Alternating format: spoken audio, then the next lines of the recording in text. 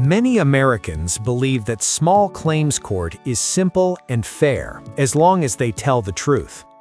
They believe that if something feels unfair, the judge will automatically side with them. However, small claims court does not work on feelings or assumptions. It works on evidence, documentation, and proof. This story explains a real-life-style small claims court dispute in the United States.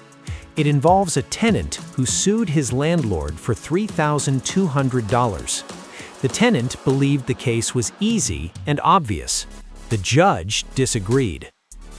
The tenant was an adult renter who had lived in an apartment in the United States for more than 1 year. When the tenant moved into the apartment, he paid a security deposit to the landlord. Like many renters, the tenant expected that the security deposit would be returned after moving out.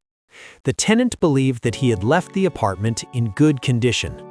After the tenant moved out, the landlord did not return the full security deposit. The landlord claimed that the apartment required cleaning and repairs. The landlord stated that these costs justified keeping part of the deposit. The tenant strongly disagreed with this explanation. The tenant believed that the landlord was exaggerating the damages. The tenant believed that normal wear and tear was being unfairly labeled as damage. The tenant attempted to resolve the issue directly with the landlord. The tenant sent messages and asked for an explanation. The landlord refused to change the decision. At this point, the tenant decided to file a case in small claims court. The tenant requested $3,200 in damages. The tenant believed that photographs of the apartment and text messages with the landlord would be enough evidence. Like many people, the tenant did not consult a lawyer. On the day of the hearing, both the tenant and the landlord appeared in court. The judge asked the tenant to explain the claim clearly and calmly. The judge then asked a series of important questions. The judge asked whether there was a written lease agreement. The judge asked whether there was a move-in inspection report. The judge asked whether there was a move-out inspection report. The judge asked how the tenant could prove that the damage was not his responsibility.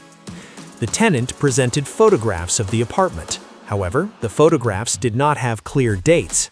The photographs were not linked to an official inspection report. The tenant also presented text messages exchanged with the landlord. The landlord then presented evidence. The landlord showed a signed inspection checklist. The landlord showed invoices for cleaning and repairs. The landlord explained that the deductions were based on documented costs. The judge carefully reviewed both sides. The judge explained that small claims court requires proof, not assumptions. The judge stated that photographs without dates are weak evidence.